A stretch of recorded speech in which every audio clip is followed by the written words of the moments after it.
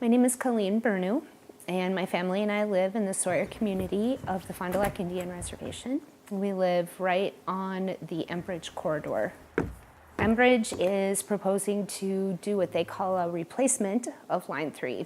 Right now, they're proposing that they will leave the existing line in the ground, and they are basically assuring us with a gentleman's handshake that they will continue to be responsible for the line.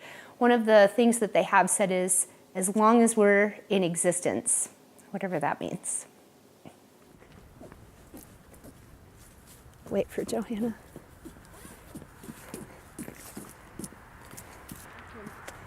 So we moved here 10 years ago and then built our house about 5 years ago. Never expected to be in the middle of this, to say the least. I guess we were naive and ignorant both. It's cold out here. What? It's cold out here. Yeah. So the pipeline is here. At least one, if not two, of the other lines are about the same age as Line 3. So whatever decision is made about the abandonment of Line 3, we most likely are going to be looking at that same precedent being set for the other lines. So for people like us, it's not just about the abandonment of one line. It could be the abandonment of up to 3, 4, 5 lines. Okay, let's go get them now. Leaving the line in and then having to deal with it when it's corroded and very crumbly and all of the things that happen when steel rusts. Who's responsible for that big mess? Enbridge says that they will hold themselves responsible. Living out here, we have septic tanks. If something goes wrong with a septic tank, it has to be abandoned.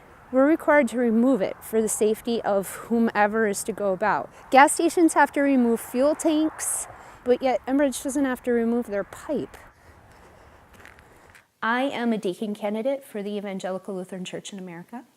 I work with people, trying to help people see that part of living into who we are involves being good stewards of the planet, good stewards of our resources, good stewards of each other.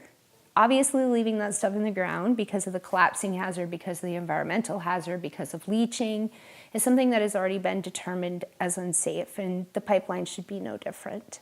The people who work on the pipeline, they live here, and I understand that. They're trying to make a living. They're trying to put food on their table, just like everyone else who has a job. They have families they're trying to support. The company as a whole is a completely different situation. I don't agree with Enbridge's corporate policies. They're opportunistic about what they do, and they do the bare minimum. And I have a problem with that. Just give them a few handfuls. One thing that I really want people to understand is this is a whole bunch of people who are trying to just exist in this world.